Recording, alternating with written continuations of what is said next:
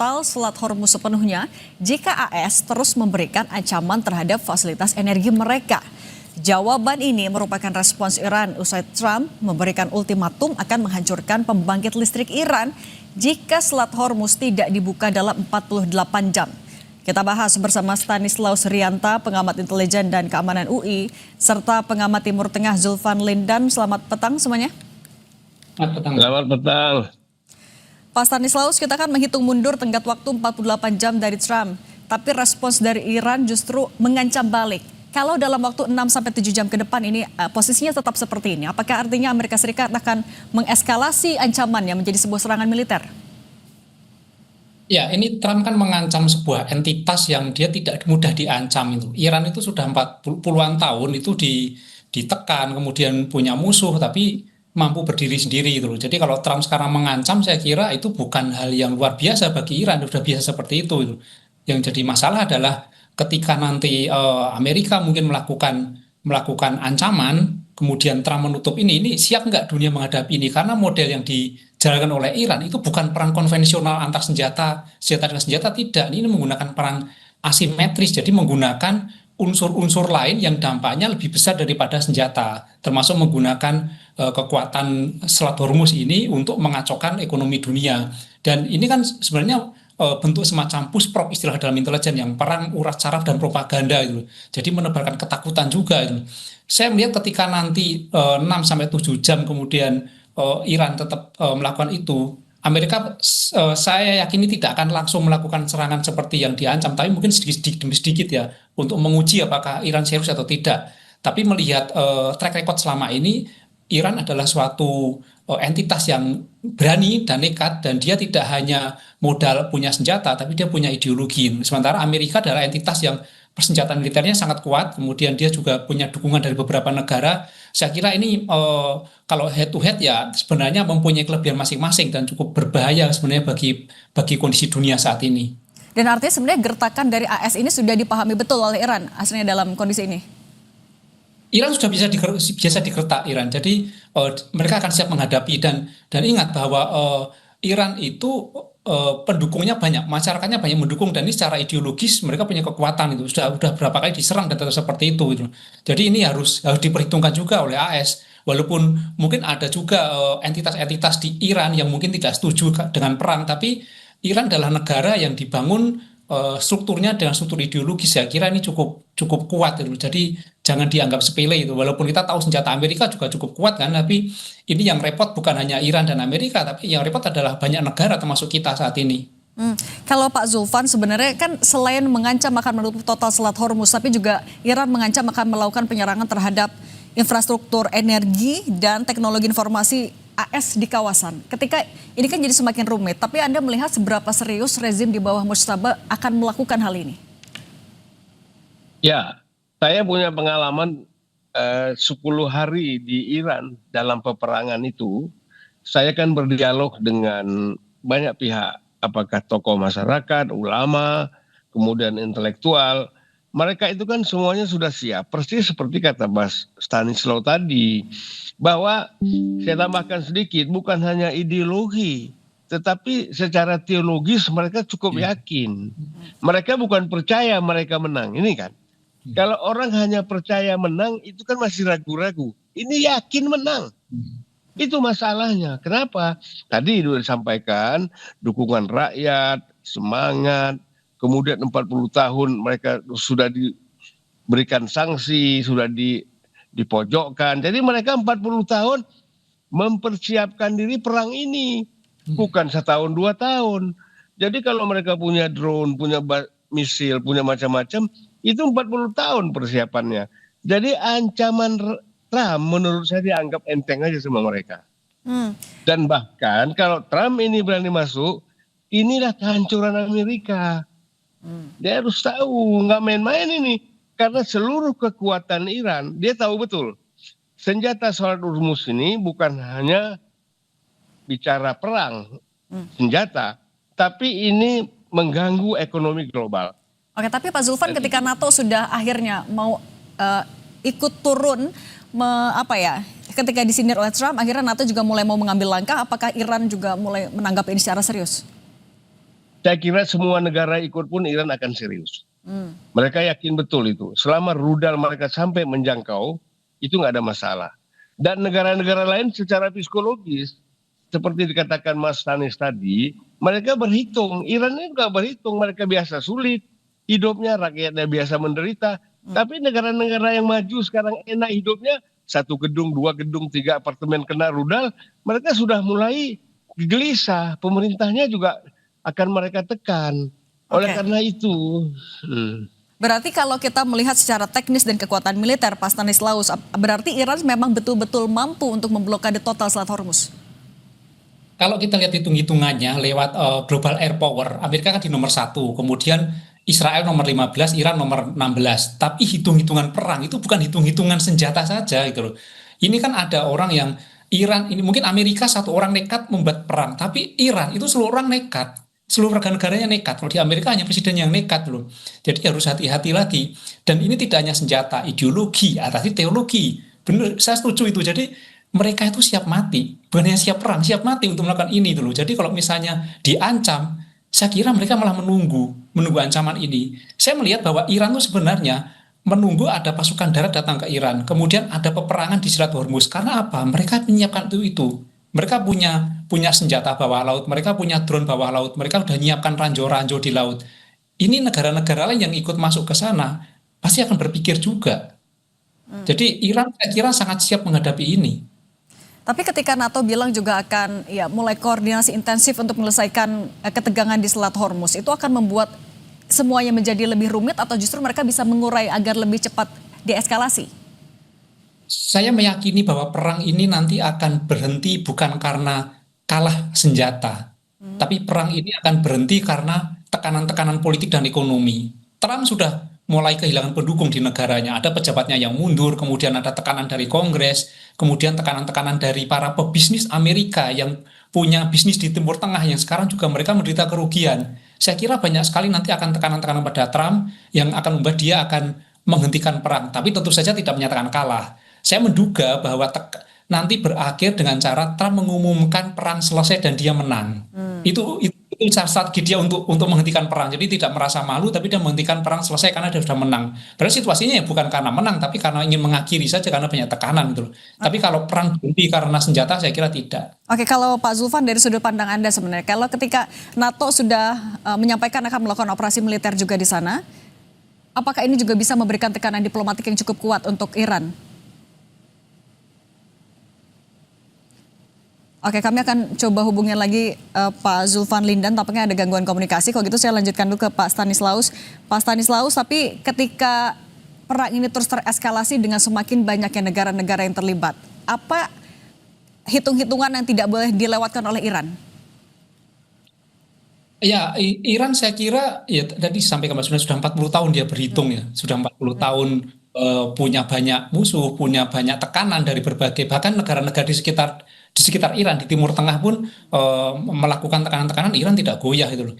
Tapi saya melihat bahwa nanti Iran akan mungkin berhenti bukan karena senjata, tidak, tapi mungkin faktor-faktor lain. Saya berharap bahwa segera dilakukan mediasi, dilakukan perundingan supaya ini berhenti gitu. Tidak dengan terus meneruskan adu kekuatan senjata, siapa yang bisa menghancurkan, siapa yang bisa menekan, tidak seperti itu gitu. Seharusnya NATO di situ. Jadi bukan malah membela satu pihak, tetapi meredakan ini supaya cepat selesai itu. Kita di sini berdialog bukan untuk membela Iran atau Amerika atau Israel atau NATO, tidak itu loh. Kita membela perdamaian dunia dan segera menghentikan perang. Saya kira di situ kita. Oke, dengan kuatnya solidaritas warga Iran sendiri, apakah artinya menegaskan Iran akan melakukan blokade total Selat Hormuz? Tapi jangan dijawab dulu Pak Stanislaus, kita akan lanjutkan lagi usai jeda bersama Pak Zulfan Lindan juga. Tetap bersama kami di Kompas Petang.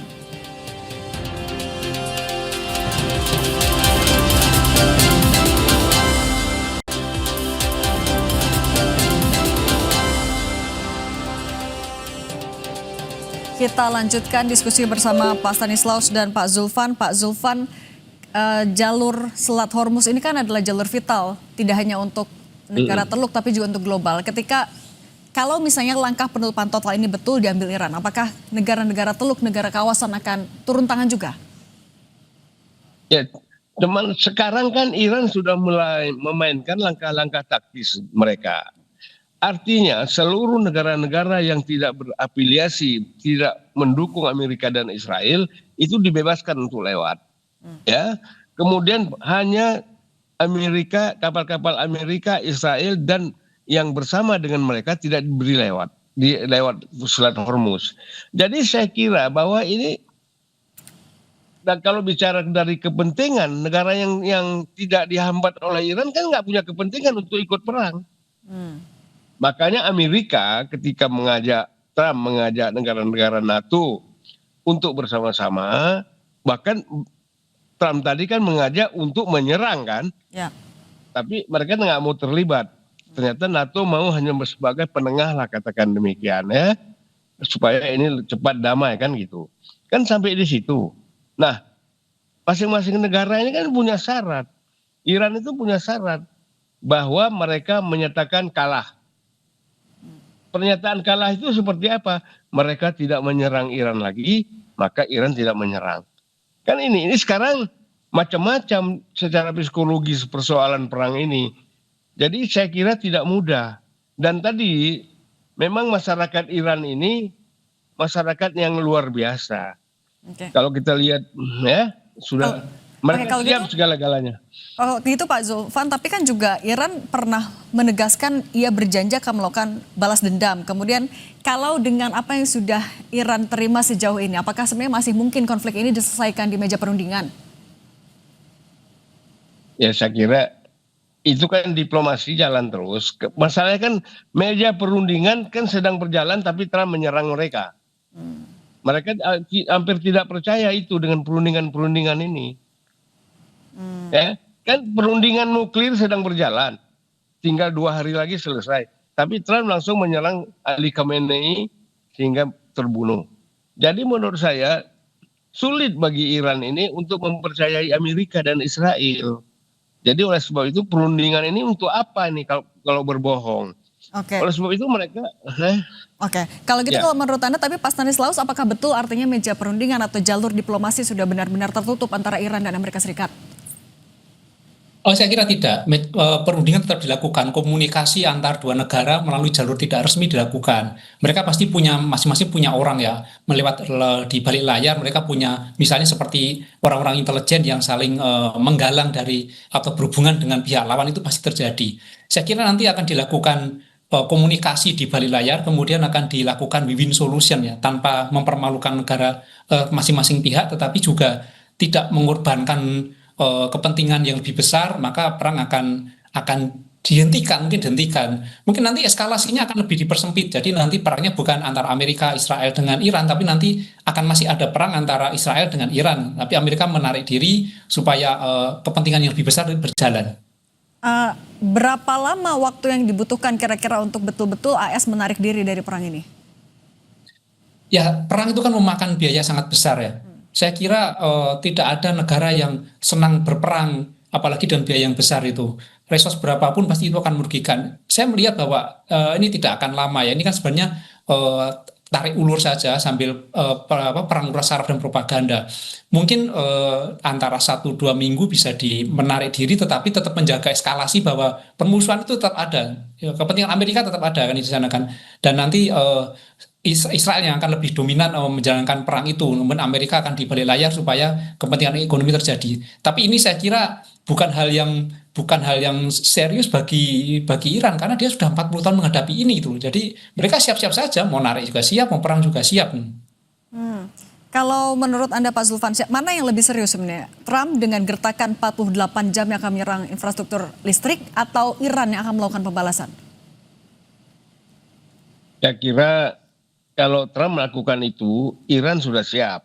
Ya, jadi Trump akan berhitung panjang lah, akan berhitung panjang untuk melakukan menyerang infrastruktur. Karena negara-negara yang selama ini menjadi sekutu dia di Timur Tengah itu sangat kewalahan. Kan targetnya mereka juga gitu loh. Nah, jadi menurut saya Trump akan lebih hati-hati mendapat peringatan. Dan kita tahu bahwa banyak pengusaha konglomerat oligarki Amerika itu bisnis investasi di negara-negara Timur Tengah, termasuk anak Trump sendiri kan. punya saham besar di Qatar misalnya. Jadi ini menjadi perhitungan psikologis. Trump pasti dikritik, dikoreksi kiri kanan. Jadi dia berpikir, tapi ini kan ancaman 48 jam ini. Dan buat Iran itu tidak didengar. Dianggap ancaman main-main. Gitu. Oke. Nah, jadi Kalau misalnya memang Iran serius dan memiliki soliditas, punya modal untuk betul-betul menutup Selat Hormuz, Pak Stanislaus, kalau menurut Anda, apa yang akan dilakukan oleh negara-negara yang terdampak? Apa konsekuensi bagi mereka? Ya, pasti akan melakukan jalur lain diplomasi, saya kira. Ini akan ada perundingan-perundingan, negosiasi dengan Iran. Itu jalur cara yang terbaik ya. Bukan dengan senjata, saya kira. Jadi NATO seharusnya menengahi itu, menjaga Selat Hormuz supaya ekonomi tetap berjalan, aktivitas berjalan, dan perang tidak terjadi. Saya kira NATO akan di situ. Tapi kalau NATO justru akan membantu Amerika untuk mengalahkan Iran, ini menjadi bencana dunia, saya kira. Apa? Menurut Anda sebenarnya NATO akan ikut intervensi dalam hal apa? Saya kira intervensinya bukan membela Amerika kemudian menyerang Iran, tetapi untuk menjaga Selat Hormuz tetap bisa digunakan seperti sebelumnya, jadi jalur perdagangan supaya ekonomi dunia tetap berjalan. Jadi kepentingan NATO sebenarnya di situ saya lihat, bukan untuk membela Amerika untuk mengalahkan Iran. Oke, artinya bukan menurunkan militer ke sana, tapi akan mendahulukan juga jalur diplomasi. Ya, harusnya di situ. Dan akan efektif menurut Anda? Efektif tidak efektif itu menjadi jalur utama harusnya yang ditempuh supaya perdamaian terjadi dan korban-korban tidak bertambah. Ini kan kita memilih jalur kemanusiaan, bukan jalur ego, perang atau kemenangan salah satu pihak. Oke, kalau menurut Pak Zulfan, pandangan Anda sebenarnya siapa yang masih didengarkan Iran sampai saat ini? Terutama kalau dalam hal, ya jangan sampai Selat Hormuz itu betul-betul ditutup atau berdampak pada ekonomi dunia. Iya, kalau menyangkut NATO, ini Iran ini kan misalnya kemarin Pulau Garcia itu dipakai oleh Amerika di UK kan itu akhirnya mereka serang juga ke sana dengan rudal walaupun tidak kena apa-apa. Jadi dia mengatakan bahwa masih belum tulus NATO ini ingin menyelesaikan untuk perundingan, untuk perdamaian. Jadi mereka masih menguji sampai sejauh mana NATO ini betul-betul tidak berpihak kepada Amerika. Jadi Dan itu menurut yang Anda menjadi, posisi NATO? Ya, posisi NATO sekarang ini antara maju mundur. Dia kan sasaran paling dekat. Kalau terjadi apa-apa kan negaranya bisa dijangkau oleh rudal Iran. Dan Iran itu tidak peduli. Negara manapun ikut dia akan hantam. Dan itu tadi secara psikologis negara-negara maju ini di NATO nggak siap. Mereka kan selama ini melawan negara-negara yang tidak mampu menjangkau negara mereka. Ini Iran mampu menjangkau, maka mereka berhitungnya di situ. Jadi dia bilang ini kayak anak kecil misalnya, enak aja Amerika ngajak kita, dia kan negaranya jauh, kita dekat. Nah Amerika 9.000 kilo, kita 4.000 kilo aja bisa dijangkau sama rudal Iran dan bisa hancur. Nah ini nggak siap NATO. Oke, kalau tadi menyinggung sedikit soal Pak Zulfan bilang soal rudal Iran itu bisa menjangkau negara-negara NATO. Tapi sebenarnya kalau Pak Stanislaus, rudal Iran itu jangkauannya seperti apa, sedahsyat apa sampai ya bisa membuat mungkin negara-negara kawasan juga cukup khawatir?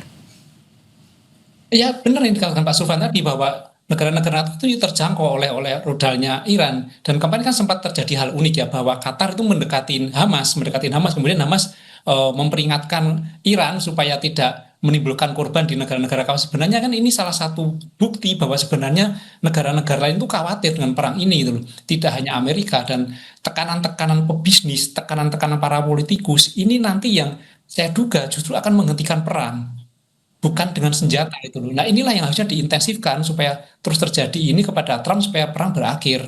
Kalau soal senjata, ya kalau peringkatnya kan Amerika nomor 1, kemudian Israel 15, Iran nomor 16 ya. Tapi ingat, senjata Iran itu tidak terbuka semuanya gitu loh. Ada yang disimpan, ada yang tidak tercatat. Nah inilah yang berbahaya yang ditunggu, yang bisa membuat negara-negara itu hancur, negara-negara di sekitar Iran yang terkena dampak dari perang Iran ini. Oke, dan dorongan agar semuanya kembali ke meja perundingan itu jadi ya tentu jadi harapan semuanya ya agar Selat Hormuz tidak betul-betul ditutup, dampak ekonomi global bisa ditekan. Pak Stanislaus Rianta, pengamat intelijen dan keamanan UI, Pak Zulfan Lindan, pengamat Timur Tengah, terima kasih sudah berbagi bersama kami. Sehat selalu semuanya.